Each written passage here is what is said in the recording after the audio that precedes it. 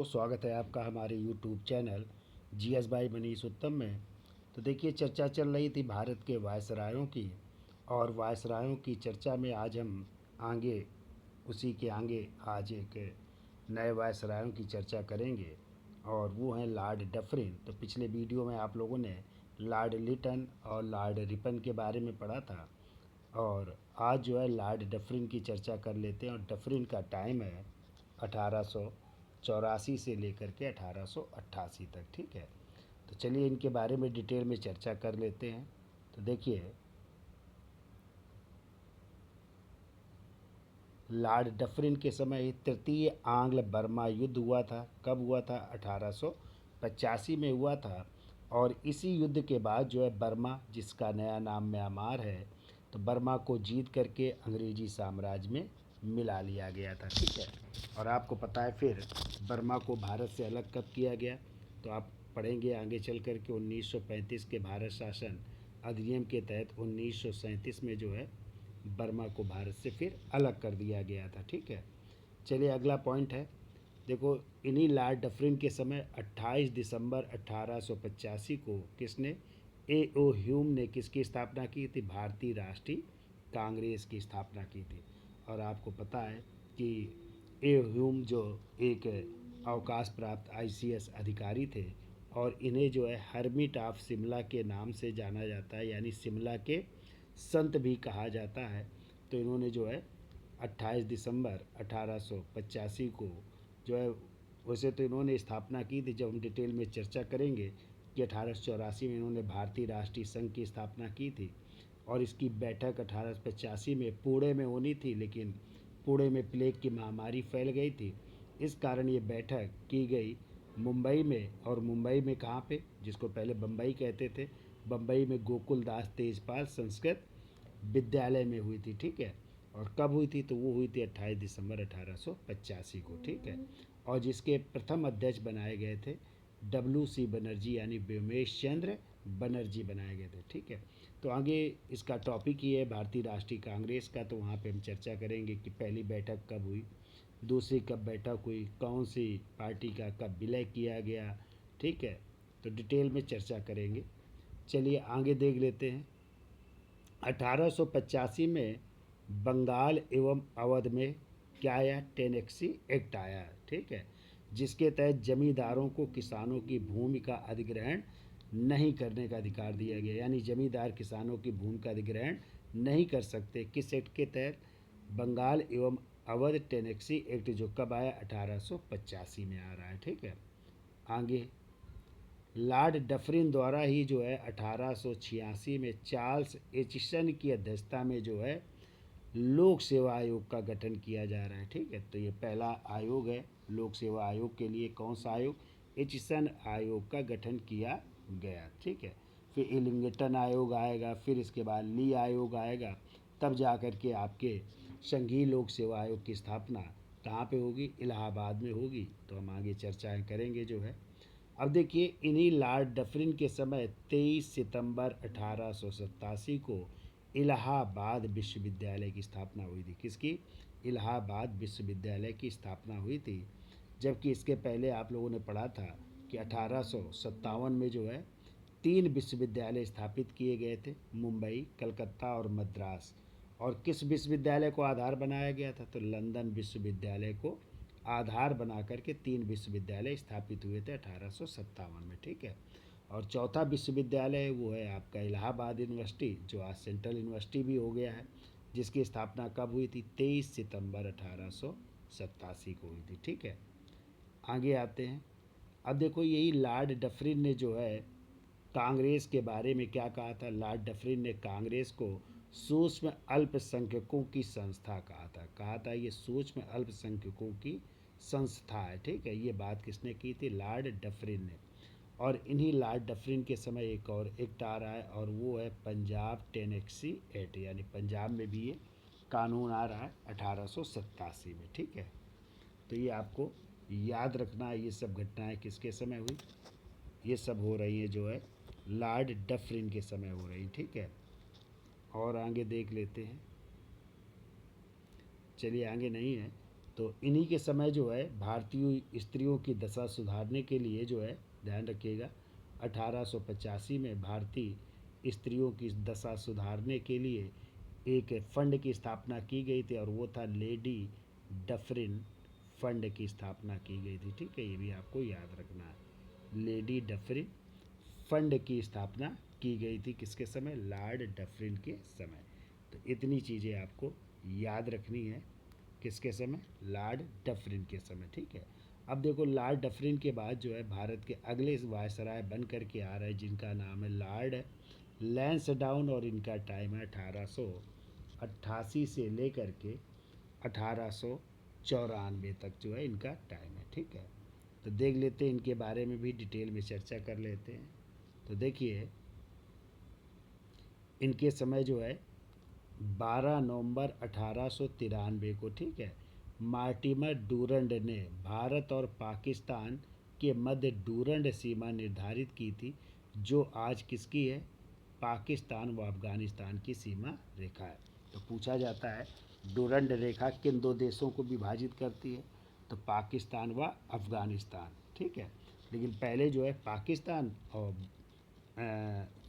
भारत और अफ़गानिस्तान को विभाजित करती थी, लेकिन आपको पता है जो भारत का हिस्सा है पीओके, वो आज किसके कब्ज़े में है?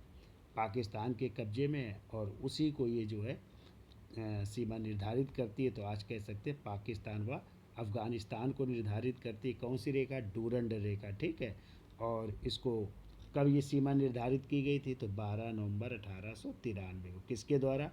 मार्टिमर डूरंड द्वारा। तो ये आपको याद रखना है। ठीक है, चलिए आगे चलते हैं।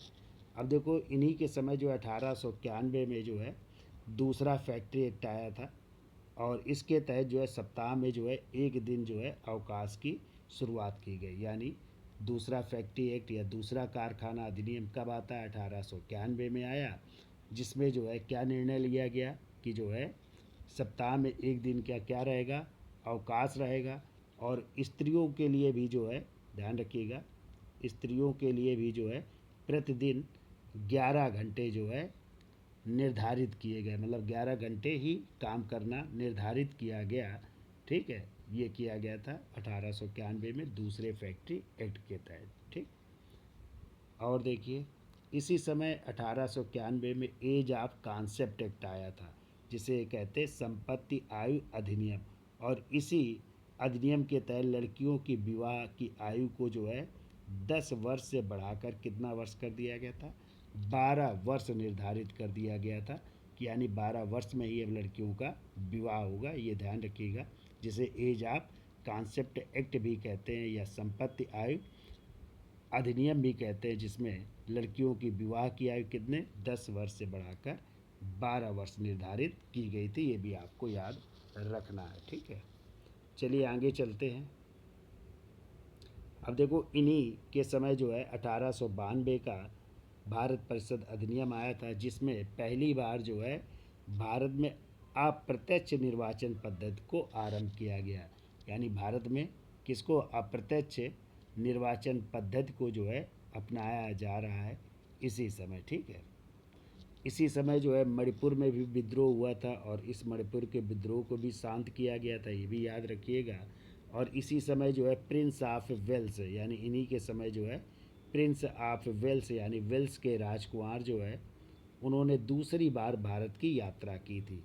यानी प्रिंस ऑफ वेल्स ने दूसरी बार जो है भारत की यात्रा की थी। ये भी आपको याद रखना है। ठीक है, और इन्हीं के समय एक और याद रखिएगा, आपको पता है 1893 में स्वामी विवेकानंद जी जो है शिकागो में जो है प्रथम विश्व धर्म सम्मेलन में भाग लेने कहाँ गए थे? शिकागो गए थे। ठीक है, तो ये भी आपको याद रखना है। यानी कौन जो है? स्वामी विवेकानंद जी जो है 1893 में प्रथम विश्व परिषद, या प्रथम जो हुई थी विश्व परिषद, उसमें जो है भाग लेने कहाँ गए थे? शिकागो गए थे, या विश्व धर्म सम्मेलन में भाग लेने के लिए अमेरिका के शहर शिकागो भी गए थे, वहाँ पे उन्होंने भाषण दिया था। ठीक है, तो ये भी आपको याद रखना है। आगे चलते हैं। अगले देखो वायसराय आ रहे हैं लॉर्ड एल्गिन द्वितीय। कौन आ रहा है? लॉर्ड एल्गिन द्वितीय, जिनका टाइम है 1894 से लेकर के 1899 ईस्वी तक। ठीक है, अब देखिए इनके बारे में भी जान लेते हैं, डिटेल में चर्चा कर लेते हैं। तो कहते हैं ये जो है लॉर्ड एल्गिन प्रथम के पुत्र थे। किसके बेटे थे? तो आप लोग पीछे पढ़ा है, लॉर्ड एल्गिन प्रथम के पुत्र थे। और ये बहुत प्रसिद्ध अर्थशास्त्री थे, यानी इनको बहुत ही अर्थशास्त्र के बारे में ज्ञान था, तो प्रसिद्ध अर्थशास्त्री भी थे। और इन्होंने जो है एक बात कही थी, और वो क्या कहा था भारत के विषय में? तो लॉर्ड एल्गिन द्वितीय ने भारत के विषय पर कहा था कि हमने जो है भारत को तलवार के बल पर जीता है, या तलवार के बल पर विजित किया है, और तलवार के बल पर ही इसकी रक्षा की जाएगी। ठीक है, यानी भारत को तलवार के बल पर जीता गया है, और तलवार के बल पर ही इस पर नियंत्रण रखा जाएगा, या इसकी रक्षा की जाएगी। ये बात कई बार आ चुका है। ये किसका वाक्य है? तो किसका? लॉर्ड एल्गिन द्वितीय का है। ठीक है, कि भारत को तलवार के बल पर जीता गया है, और इसको तलवार के बल पर ही इसकी रक्षा की जाएगी, या तलवार के बल पर ही इसका नियंत्रण रखा जाएगा। ये बात कही थी लॉर्ड एल्गिन द्वितीय ने। ठीक है, आगे देखिए, इन्हीं के समय जो है 1896-97 में भीषण अकाल और प्लेग की महामारी भी फैली थी। यानी भीषण अकाल पड़ा था, और प्लेग की महामारी भी इनके समय फैली थी। ये भी आपको याद रखना है। ठीक है, इसके अलावा जो है बंकिम चंद्र चटर्जी द्वारा रचित वंदे मातरम शब्द का प्रयोग सर्वप्रथम 1896 में कांग्रेस के कोलकाता अधिवेशन में किया गया था। तो आपको पता है बंकिम चंद्र चटर्जी ने जो है 1876 में जो है वंदे मातरम को लिखा था, और फिर जो है इन्होंने 1882 में जो है अपनी पुस्तक आनंद मठ में इसको शामिल किया था। और उसी आनंद मठ से जो है जब कांग्रेस का अधिवेशन हुआ था 1896 में कलकत्ता में, उसी अधिवेशन में पहली बार जो है वंदे मातरम को गाया गया था। ये आपको याद रखिएगा। और आपको पता है फिर वंदे मातरम भारत का राष्ट्रगीत कब बना? तो वो डेट है 24 जनवरी 1950 को। तो 24 जनवरी 1950 को जो है वंदे मातरम भारत का क्या बना? राष्ट्रीय गीत या नेशनल सॉन्ग बना। ठीक है, तो ये भी आपको याद रखना है। चलिए आगे देख लेते हैं। तो और थोड़ी सी घटनाएं देख लेते हैं। अब देखिए, इन्हीं लॉर्ड एल्गिन के समय जो है और भी घटनाएं हुई थी, और वो था आपको पता है कि मुंडा विद्रोह भी हुआ था। मुंडा विद्रोह हुआ था, कहाँ पे हुआ था? तो छोटा नागपुर बिहार में हुआ था। ठीक है, मुंडाओं ने विद्रोह किया था किसके नेतृत्व में? तो यदि आ जाए तो बिरसा मुंडा के नेतृत्व में। ठीक है, बिरसा मुंडा के नेतृत्व में इसी समय विद्रोह भी हुआ था। ठीक है, अब वो लगभग टाइम है 1899 1900 में जो है मुंडा विद्रोह हुआ था बिरसा मुंडा के नेतृत्व में। कई बार पूछा गया है, तो ये भी आपको याद रखना है। ठीक है, और इसी समय तिलक को जो है जेल भी हुई थी। तिलक जो है पहली बार जेल गए थे, उनको 18 माह की जेल भी हुई थी तिलक को। ये भी याद रखिएगा। चलिए आगे देख लेते हैं अगले वायसराय कौन है। तो देखिए अगले वायसराय हैं लॉर्ड कर्जन, और लॉर्ड कर्जन का टाइम है 1899 से 1905 ईस्वी तक। ठीक है, देखो लॉर्ड कर्जन का जो नाम था वो पूरा नाम था जॉर्ज नैथानियल कर्जन। क्या नाम था पूरा नाम? जॉर्ज नैथानियल कर्जन इनका पूरा नाम था। अब देखिए इनके बारे में क्या कहा जाता है? कहा जाता है ये भारत के सर्वाधिक अलोकप्रिय वायसराय था। यानी ये भारत का सर्वाधिक अलोकप्रिय वायसराय था। और इसी के समय जो है 1899 और 1900 के बीच में अकाल पड़ा, और इस अकाल की जांच के लिए एक आयोग गठित किया गया। किसकी अध्यक्षता में? एंटोनी मैकडोनाल्ड की अध्यक्षता में जो है एक अकाल आयोग का गठन किया गया। तो बहुत पूछा जाता है कि लॉर्ड कर्जन के समय एक अकाल आयोग गठित किया गया किसकी अध्यक्षता में? तो एंटनी मैकडोनाल्ड की अध्यक्षता में। ठीक है, आगे देखते हैं। 1901 में सर स्कॉट मैनक्रीफ की अध्यक्षता में जो है सिंचाई आयोग का भी गठन किया गया था। तो ये भी आपको याद रखना है कि 1901 में सर स्कॉट मैनक्रीफ की अध्यक्षता में क्या गठित किया गया, सिंचाई आयोग का भी गठन किया जा रहा है, ये भी आपको याद रखना है, ठीक है।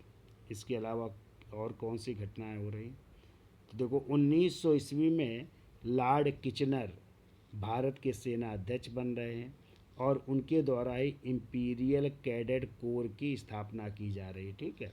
तो किचनर आयोग का गठन किया जा रहा है और इसके द्वारा ही किसकी स्थापना की जा रही, इंपीरियल कैडेट कोर की स्थापना की जा रही, ये भी आपको याद रखना है, ठीक है। यानी सैन्य व्यवस्था में सुधार के लिए जो है किसका आयोग किया गया, किचनर आयोग का गठन किया गया। और कहते हैं किचनर से मतभेद हो जाने के कारण जो है फिर ये इस्तीफ़ा भी दे देते हैं आगे चल कर के। चलिए आगे देखते हैं। 1902 में एंड्रू फ्रेजर की अध्यक्षता में कौन सा आयोग गठित किया गया, पुलिस आयोग का गठन किया गया। किसकी अध्यक्षता में, एंड्रू फ्रेजर की अध्यक्षता में 1902 में पुलिस आयोग का गठन किया गया तथा एक केंद्रीय गुप्तचर विभाग की भी स्थापना की गई थी। किसकी, एक गुप्तचर विभाग की भी स्थापना की गई थी, ठीक है। और वो गुप्तचर विभाग का मतलब सीआईडी की स्थापना, ठीक है। तो देख लीजिएगा 1903 में सीआईडी की स्थापना की गई थी। सीआईडी यानी क्रिमिनल इन्वेस्टिगेशन डिपार्टमेंट की स्थापना की गई थी, ठीक है। ये भी आपको याद रखना है। आगे देख लेते हैं। तो देखिए है भी ये कि 1903 में पुलिस विभाग में कौन सी, सीआईडी यानी क्रिमिनल इन्वेस्टिगेशन डिपार्टमेंट की स्थापना की गई थी। ये याद रखिएगा, सीआईडी की स्थापना कब हुई थी, 1903 में हुई थी, ठीक है। आगे देखते हैं। 1902 में जो है पुरातत्व विभाग यानी इंडियन आर्कियोलॉजी डिपार्टमेंट की स्थापना की जा रही है और इसी के निदेशक बनाए गए थे सर जॉन मार्शल, ठीक है। और आगे चल कर के जॉन मार्शल के ही सहयोगी थे राय बहादुर दयाराम साइनी, जिन्होंने 1921 में सिंधु घाटी सभ्यता के पहले स्थल हड़प्पा की खोज की थी, जो रावी नदी के बाएं तट पर स्थित था, ठीक है। और इसी समय जो है प्राचीन स्मारक कानून 1904 में बनाया गया, यानी जो प्राचीन स्मारक थी, धरोहरें थी, उनको सुरक्षित रखने के लिए प्राचीन स्मारक कानून भी गठित किया गया था। कब, 1904 में गठित किया गया था, ठीक है। इसके अलावा जो है 1904 में ही तिब्बत में एक अभियान भेजा गया था जिसका नाम था यंग हसबैंड अभियान को भेजा गया था। कौन से अभियान को, यंग हसबैंड अभियान को जो है कहाँ भेजा गया था, तिब्बत में भेजा गया था। ये भी आपको याद रखना है, ठीक है। आगे आइए। इन्हीं के समय जो है लॉर्ड कर्जन के समय ही 16 अक्टूबर 1905 को बंगाल विभाजन की योजना लागू की गई थी, यानी बंगाल विभाजन को क्या कर दिया गया था, लागू कर दिया गया था, ठीक है। ये बहुत पूछा जाता है कब बंगाल विभाजन की योजना लागू हुई, तो 16 अक्टूबर 1905 को किसके समय, लॉर्ड कर्जन के समय ही जो है बंगाल विभाजन की योजना लागू की गई थी, ठीक है। इसके अलावा जो है 1903 में देखो द्वितीय दिल्ली दरबार का आयोजन किया गया। तो पहला दिल्ली दरबार हुआ था 1877 में लॉर्ड लिटन के समय, और दूसरा दिल्ली दरबार हो रहा है 1903 में किसके समय, लॉर्ड कर्जन के समय हो रहा है, ठीक है। और इसी दिल्ली दरबार में एडवर्ड सप्तम को जो है भारत का क्या घोषित किया गया, सम्राट घोषित किया गया। और महारानी किसे घोषित किया गया, उनकी पत्नी महारानी एलेक्जेंड्रा को जो है घोषित किया जा रहा है। तो ये भी आपको याद रखना है, ठीक है। यानी एडवर्ड सप्तम जो है भारत के सम्राट और महारानी एलेक्जेंड्रा जो है सम्राज्ञी घोषित की जा रही हैं, ठीक है। तो ये द्वितीय दिल्ली दरबार में ये घटना घट रही, ठीक है। अब देखिए 1905 में ही रेलवे बोर्ड का गठन किया गया। ये याद रखिएगा, रेलवे बोर्ड का गठन कब हुआ, 1905 में जो है रेलवे बोर्ड का गठन किया गया, ठीक है। कहाँ पे किया गया ये भी याद रखिएगा, तो कलकत्ता में किया गया था। कहाँ पे, कलकत्ता में रेलवे बोर्ड का गठन किया गया। और रेल विशेषज्ञ जो है रॉबर्टसन, ठीक है, रेल विशेषज्ञ रॉबर्टसन इसके क्या बने थे, अध्यक्ष बने थे। तो रेल विशेषज्ञ रॉबर्टसन इसके क्या बन गए थे, अध्यक्ष बनाए गए थे। ठीक है, आगे आइए। देखो, गोपाल कृष्ण गोखले ने करजन की तुलना किससे की है, औरंगजेब से की है। तो गोपाल कृष्ण गोखले जो गांधी जी के राजनीतिक गुरु थे और उन्हें जो है प्रमुख वक्ता भी कहा जाता है, चांदी के वक्ता भी कहा जाता है, बहुत अच्छे वक्ता थे। तो उन्होंने करजन की तुलना किससे की है, औरंगजेब से की है। जबकि लाला लाजपत राय ने करजन के बारे में कहा है कि भारत स्वराज और स्वतंत्रता चाहता था, परंतु करजन इस बंधन को और बढ़ाना चाहता था। तो लाला लाजपत राय ने करजन के बारे में कहा है कि भारत स्वराज और स्वतंत्रता चाहता था, लेकिन करजन ने इस बंधन को क्या किया, और आगे बढ़ा दिया था। ठीक है, फिर और क्या घटना हुई, कहते हैं कृषि कार्यों में अनुसंधान को बढ़ावा देने के लिए 1905 में पूसा कृषि अनुसंधान संस्थान की स्थापना की गई थी। ठीक है, तो पूसा में क्या स्थापित किया गया, कृषि अनुसंधान संस्थान की स्थापना की गई थी। ये भी आपको याद रखना है। ठीक है, तो कृषि के क्षेत्र में बढ़ावा देने के लिए पूसा कृषि अनुसंधान की स्थापना की गई थी। और इसके अलावा जो है इनका एक कथन है कांग्रेस के बारे में, और वो कथन इनका है जो है, क्या कहा था इन्होंने कांग्रेस के बारे में कि कांग्रेस अब लड़खड़ा रही है, या कांग्रेस अब पतन की ओर लड़खड़ा रही है, और भारत में रहते हुए मेरी इच्छा इसे मरता हुआ देखना चाहता हूँ। या कह सकते हैं कांग्रेस अब लड़खड़ा रही है और मैं अपने कार्यकाल के दौरान इसको मरते हुए देखना चाहता हूँ। ये बात कही थी किसने, लॉर्ड कर्जन ने। किसके बारे में कही थी, तो कांग्रेस के बारे में कहा था। ये बात जो है लॉर्ड कर्जन ने कही थी। ठीक है, तो ये सब घटनाएं जो है किसके समय घटित हुई, लॉर्ड कर्जन के समय जो है घटित हुई थी। ठीक है, और अंत में जो है हमने आपको बताया था कि जो उस समय मुख्य सेनापति थे किचनर, जो 1902 में भारत आए थे, और उन्हीं के साथ मतभेद हो जाने के कारण जो है कर्जन 1905 में त्यागपत्र दे देता है, और वो जो है वापस चला जाता है, और उसे भारत का जो है सर्वाधिक अलोकप्रिय वायसराय भी कहा जाता है। कई बार क्वेश्चन आता है, तो ध्यान रखिएगा, भारत का सर्वाधिक अलोकप्रिय वायसराय कौन था, वो थे लॉर्ड कर्जन। ठीक है, तो आज इतना ही रखते हैं। ठीक है, फिर आगे जो है वायसराय की चर्चा नेक्स्ट वीडियो में करेंगे। तो यदि आज का वीडियो आपको अच्छा लगा हो तो लाइक करें, शेयर करें, और हमारे चैनल को सब्सक्राइब भी करते रहें। धन्यवाद।